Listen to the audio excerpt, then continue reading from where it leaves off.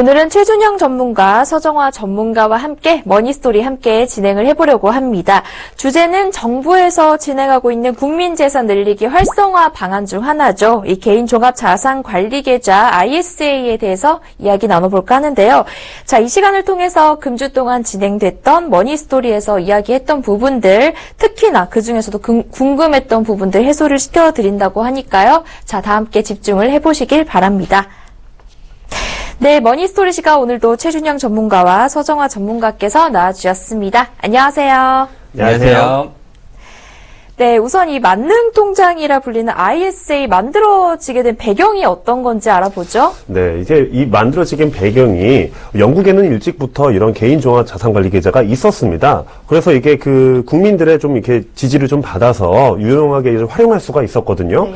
그래서 이제 우리나라 같은 경우에도 예전에 이제 우리 시청자님들 기억하시는 재형저축이라던가 이런 걸로 이제 적금을 하면서 은행이나 이제 이런 곳에서 국가에서 조금 장려를 했죠. 그래서 그때는 적금만 부어도 이자가 엄청나게 주던 시대였기 때문에 재형저축을 통해서 부를 상당히 이루신 분들이 많고 그 돈으로 이제 부동산에 투자하신다던가 이렇게 다시 재테크를 하셔가지고 이제 소위 말해서 종잣돈을 모으기 위한 방안들이 많았는데요.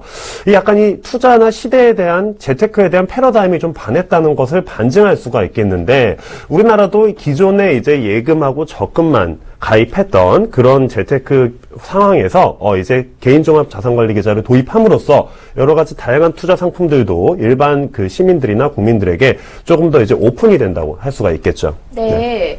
그리고 이 다양한 세금 혜택이 주어진다고 하더라고요. 구체적으로 어떤 혜택들이 있나요?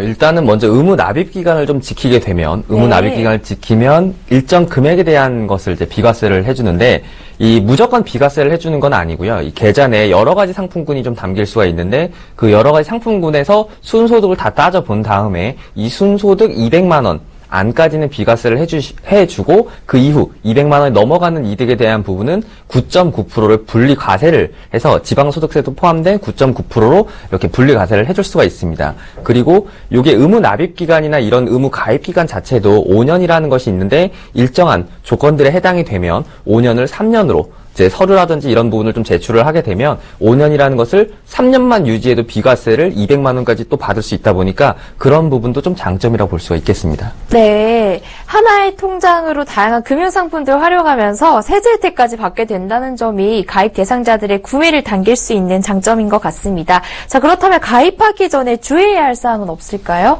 여기서 지금 저희가 말씀드린 부분은 일반적으로 이제 조금이라도 뉴스나 이런 금융에 관심이 있으신 분들이면 대다수가 아는 이야기고요. 중요한 부분은 이제 잘 모르시는 부분이 있는데 바로 계좌 수수료에 관한 이야기입니다. 이 계좌 수수료에 대한 이야기는 어디에서도 지금 오픈이 제대로 되어 있지 않은 현실인데 사실 이 ISA 통장 안에 여러 가지 금융상품이 담기게 되면 그리고 또 이제 투자 일임을 하게 된다거나 하면은 분명히 계좌 수수료가 발생을 하게 되는데요. 사실 이 수수료 부분에 간과한 채 그냥 하나의 통장이다. 그냥 뭐 적금 넣듯이 적금 넣고, 뭐 그 펀드 투자하듯이 펀드 투자하고, 뭐 이런 식으로 생각을 하게 되시면은, 나중에, 예를 들어서 적금 같은 경우는요, 내가 만약에 1,000만 원을 ISA 통장에 넣어서 예금하고 적금을 돌렸을 때, 이자를 받는 것보다 계좌 수수료가 더 많아질 수가 있어요. 말 그대로 과세 혜택보다 계좌 수수료가 더 많아질 수 있는 부분이 있기 때문에 소위 말하면 배보다 배꼽이 더 큰 상황이 될 수도 있거든요. 따라서 이런 오픈되지 않은 부분들까지 면밀히 파악하고 가입하셔야지 이제 손해를 보거나 이게 또 의무 납입 기간이 있다 보니까 중간에 해지하기도 뭐한 상황이 될 수가 있으니까요. 이 부분을 좀 꼼꼼히 따져서 해줬으면 좋겠어요. 네, 이 계좌 수수료에 관련된 부분은 많은 분들이 좀 놓치고 있는 경우가 많아요. 단순히 은행에서 통장을 개설하는 것 정도로 생각하시면 안 될 것 같습니다. 뭐 예를 들어서 예적금을 편입할 경우에는 세제 혜택보다도 이 수수료 차감 금액이 더 크기 때문에 오히려 손해라고 그렇게 볼 수 있겠죠. 자, 그렇다면 다른 상품들은 어떤가요?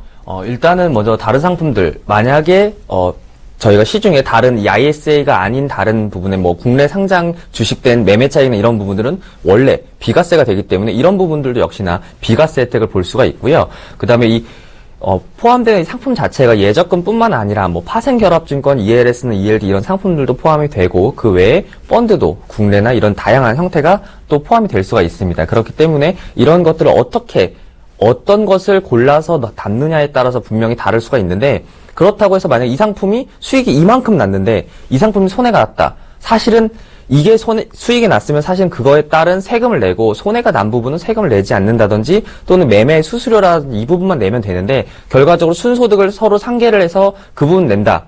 그럼 결과적으로 봤을 때 돈을 이 계좌에 넣어놨지만 그냥 돈이 늘어난 게 아니라 손해는 일부는 손해가 났고 일부는 이익이 났기 때문에 비과세 혜택을 보더라도 차라리 다르게 활용하는 게 더 낫다라는 사실은 저는 생각이 좀 들거든요. 그렇기 때문에 이것을 뭐 국내 주식형이라든지 또는 채권형 펀드, ELS, ELD 같은 파생 결합 증권이나 예적금 등을 전부 다 아우러 가지고 할 수 있다는 그런 장점이 조금 있을 것 같습니다. 근데 저는 이제 그 저번에 머니스토리 시간에도 네. 제가 이제 진행을 해드렸지만, 일반적으로 ISA 계좌 안에 담을 수 있는 상품들이 뭐 다양하겠지만은 뭐 분류를 해보자면은 뭐 예적금도 있을 거고요. 그리고 뭐 채권형 펀드라던가, 그리고 환매종합 그 채권 그런 걸 IP 계좌라던가, 네. 아니면은 국내 주식형 펀드, 해외 주식형 펀드, 그리고 ETF, ELS, ELD 이 정도로 분류를 할 수가 있는데 네. 이 중에서 내가 담았을 때 회제 혜택을 볼 수가 있다고 하는 것은 채권형 펀드하고 ELS, ELD밖에 없습니다. 예, 해외 주식형 같은 경우에는 애초에 지금은 양도세를 내고 있지만 곧 이제 해외 주식형 전용 비과세 그 통장이 출시될 예정이에요. 그러면은 거기에다가 펀드 운용을 하면은 따로 세금을 낼 필요가 없거든요. 그리고 이제 국내 주식형 같은 경우에는 애초에 비과세였기 때문에 굳이 ISA에서 계좌가 묶여가면서 이거를 여기다가 편입을 시킬 필요가 없고요.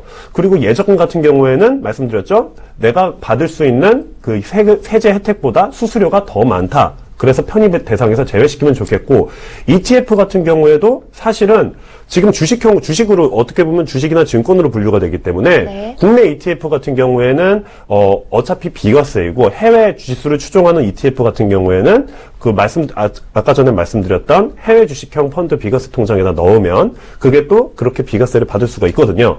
결국 이거 치고 저거 치고 다 빼고 나면은 채권형 펀드하고 ELS, ELD 정도만 편입을 했을 때 세제 혜택 효과를 볼 수가 있다는 말이 되는데, 문제는 이거를 뭐 일임형이나 신탁형으로 했을 때 뭐 투자를 일임하게 된다면은 그 증권사나 은행에서 투자 운용 대상에서 이것들을 좀 나한테 필요한 상품만으로 선정을 해줄지 아니면은 자기들이 좋은 상품으로 선정을 해줄지는 조금 두고 봐야 될 문제 같다는 말씀입니다. 네.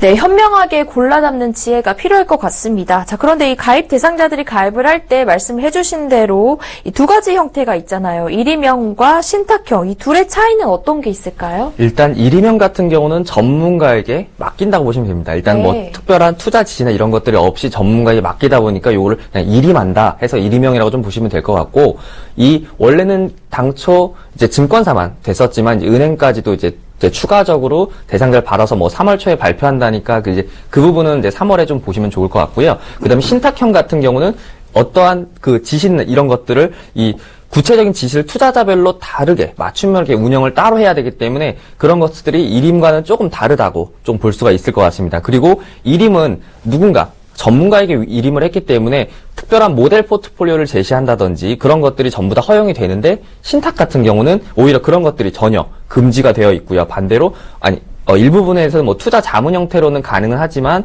뭐 모델 포트폴리오를 제시한다든지 이런 것들이 이제 불가능하게 되어 있고요. 그다음에 편입 상품에 대한 교체 같은 경우도 이제 일임업자가 받아서 이제 그 부분을 일임을 받았기 때문에 지시를 자유롭게 할 수 있는가 하면, 다른 쪽 신탁 부분에서는 투자자가 지시를 해야만 내려갈 수 있는 그런 형태로 좀 구성이 되어 있습니다. 이런 부분 좀 차이가 있겠고요. 상품 내용 홍보도 일임업자는 어찌 보면 전문가들이기 때문에 이 부분에 대해서 홍보가 가능하지만 그 외 신탁인 부분은 투자자별로 오해할 수 있는 과장이라든지 이런 것들이 좀 존재할 수가 있기 때문에 그런 부분들은 금지를 했다고 보시면 돼서, 일임이나 신탁 자체는 전문가가 하는 지시를 받아서 일임을 받아서 전문가가 운영하는 방법은 홍보도 되고 모델 포트폴리오도 제시가 가능하고 그 외적인 좀 자유로운, 좀 유연하게 대처할 수 있는 것이 있다 하면, 신탁 같은 경우는 그런 것들이 전혀 되지 않고 조금 전문가만큼이나 가능한 투자자들이 운영할 수 있는 그런 형태의 약간의 형태로 좀 차이를 보시면 될 것 같습니다. 네. 그렇죠. 이제 신탁형 같은 경우하고 일임형 같은 경우를 말씀을 해주셨는데, 네. 지금 뭐 이제 일임형 같은 경우에는 말 그대로 일임을 시키는 거잖아요.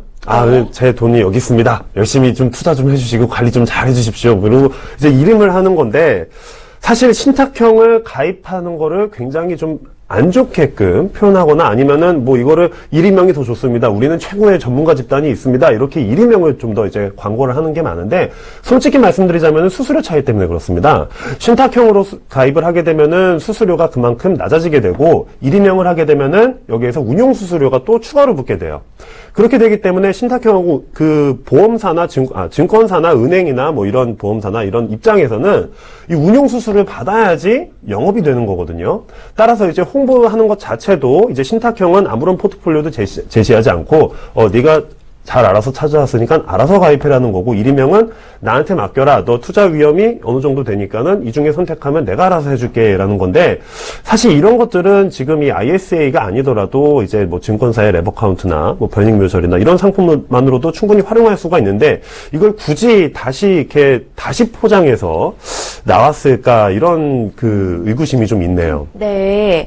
자, 그렇다면 이 서민들을 위한 상품에는 어떤 것들이 있을까요? 아마 이런 게 있을 것 같아요. 방금 최준영 전문가님께서 말씀해 주셨던 것처럼 증권사의 레버카운트나 또는 보험사의 변액 유니버설 상품이 어찌 보면 이렇게 1인명의 신탁을 받을 수 있는 상품이지 않을까라는 좀 말씀을 좀 드리겠는데요. 레버카운트 같은 경우는 역시나 1인, 목돈을 받아서 일정한 연간 수수료라든지 위험군에 따라서 다른 수수료를 부과함으로써 어느 정도 자유롭게 그리고 이 정부의 증권사나 이 담당하는 이 레버카운트를 운영하는 회사에서 일정한 포트폴리오를 가지고 운용을 하면서 그걸 계속적으로 추종해 나가면서 분기별로 또는 뭐 매달별로 이 각 증권사에 맞춰서 운영을 하면서 이제 따라가면서 이거 전부 다 돈을 맡겨나기 때문에 이 레버카운트랑 그냥 단순하게 생각하면 그냥 그릇에 랩을 쌓아서 이걸 다 섞은 거라고 보시면 되거든요. 그냥 전체적으로 이 돈을 맡기는 1인명이랑 비슷한 형태로 보면 되는데 이거와 사실은 어찌 보면 수수료 면이나 이런 것들을 봤을 때는 일정한 수수료를 지급하고 하는 상품인 레버카운트가 조금 더 나을 것 같고요. 보험사의 이 변액 유니버설 상품 같은 경우는 이 매매나 이런 것들이 조금은 자유롭지 않고 1년에 12번이라는 조건을 좀 걸어놨지만 대신에 펀드라든지 이런 것들을 옮기는데 좀 자유로운 면이 있기 때문에 그런 것들이 조금 차이가 있을 수 있겠습니다. 그리고 이 레버카운트 같은 경우는 이 운영하는 데 있어서 연간 수수료를 계속 내기 때문에 증권사의 CMA 같은 경우도 일할 계산하는 이 기본 원리에 따라서 이 연간으로 계속적으로 수수료가 빠지지만 보험사의 변액 유니버설 같은 경우는 선납, 먼저 어찌 보면 첫 달에 먼저 뺀다든지 또는 일정 기간의 사업비를 빼고 그 이후 10년 이후부터는 전부 다 비과세를 해주는 형태를 가지고 있기 때문에 그런 장점과 단점을 조금 활용하시면 이것들이 서민들을 좀 위한 상품이지 않을까라고 좀 말씀을 드리고 싶습니다. 네, 그렇다면 이 상품들과 ISA 차이점은 무엇인지 한번 비교를 해볼까요? 일단 증권사의 레버카운트 같은 경우는요, ISA의 이름명하고 굉장히 닮았다고 보시면 되고요. 네. 똑같이 여러 가지 상품들을 취합해서 그 운용 관리 해주시는 분들이 알아서 전문가 집단이 해준다는 거고, 보험사의 변액 유니버설은 이제 투자자 본인이 스스로 선택을 해서 펀드나 이런 걸 취합을 할 수 있다는 점에서 신탁형하고 비슷하다고 좀 말씀을 드릴 수가 있는데, 사실 그 1인명 같은 경우에 이번에 증권사의 레버카운트 경우에도 모든 회사는 아니겠지만 대부분의 레버카운트 계좌가 이번에 코스피나 이번에 세계 증시가 하락할 때 굉장히 많은 손해를 봤습니다. 따라서 이거를 투자자들 본인이 전문가니까 알아서 잘 해주시겠죠 하고 이렇게 맡기시는 것보다는 스스로 거기에 대해서 이제 공부도 하시고 내가 이거를 어떻게 운용하면 좋을지라고 좀 이렇게 생각을 하셔야 되는데 무조건 좋은 상품에 가입했으니까 손해를 안 보겠다. 그것보다는 내가 이 상품을 가지고 어떻게 활용하느냐에 따라 달라지게 되겠고요. 그리고 지금 1인명 같은 경우에도 만약에 레버카운트처럼 똑같이 가입하셨다면 지금처럼 증시가 폭락할 때나 이럴 때 손실을 면치 못하는 상황이 벌어질 수가 있습니다.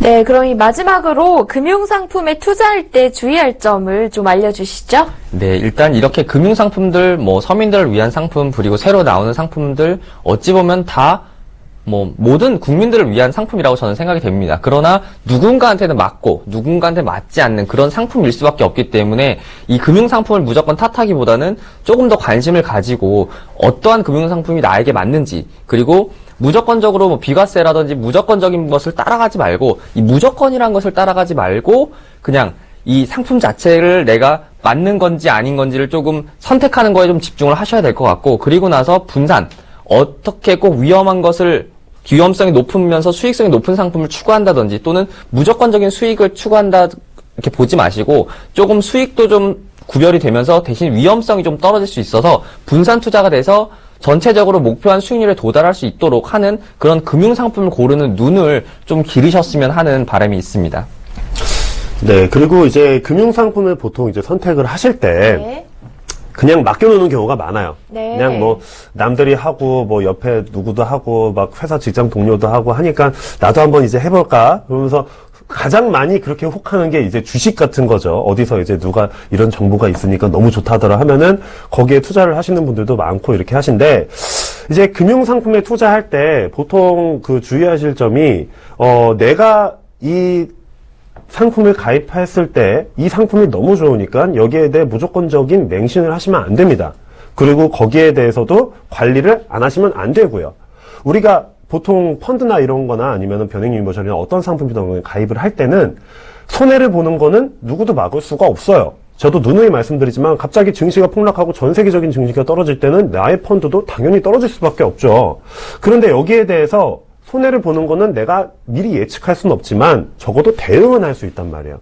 내가 지금 주가가 지금 이만큼 빠지고 있는데 여기에 대해서 내 펀드가 이만큼 손해를 보고 있다. 그럼 여기에 대한 즉각적인 대응이 바로 나와야 되는데 그렇지 못한 분들이 굉장히 많거든요.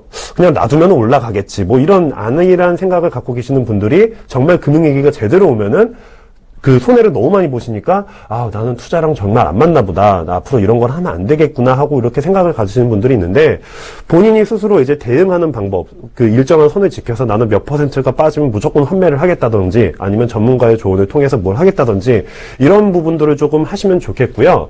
이 ISA 같은 것도 저는 조금 총평을 하자면 우리 지금 얼마 전에 설을 지나지 않았습니까? 그죠?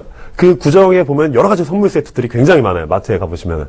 그 안에는 뭐 내가 필요한 것도 담겨 있을 수 있고, 필요 없는 것도 담겨 있을 수 있는데, 사실 필요하지 않든 필요하든 간에 그 선물들을 다 묶어서 생각보다 더 높은 금액에 판매를 한다는 사실이 여러분들 알고 계실 거예요.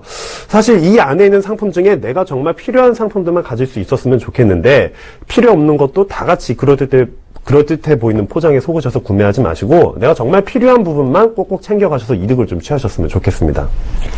네, 지금까지 개인종합 자산관리 계좌인 ISA에 대해서 알아봤습니다. 저희 잠시 후는 실제 사례를 통해 재무와 보험에 대한 고민 해결 방법 알아보는 머니 컨설팅 시간도 있습니다. 지금 아래 나가고 있는 번호로 연락 주시면 상담 가능하신데요.